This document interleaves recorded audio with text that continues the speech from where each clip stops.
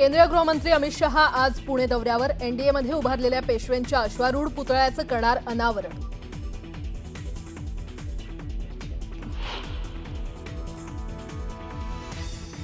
चालू आहे असं काहीतरी, कोण कोणाशी तरी बोलतंय। 100% चालू आहे।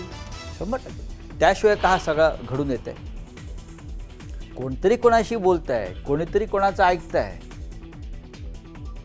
युती झाल्यास दोन्ही पक्षांना फायदाच होईल। न्यूज 18 लोकमतला दिलेल्या मुलाखतीत संजय राऊतांचं मोठं विधान।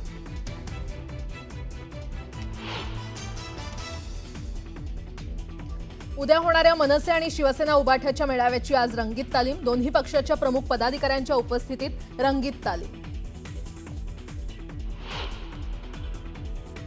राज्यातील महामंडळ वाटप आज होण्याची शक्यता। मंत्रिमंडळ विस्तारात स्थान न मिळालेल्या आमदारांना मंत्रिपद मिळण्याची शक्यता।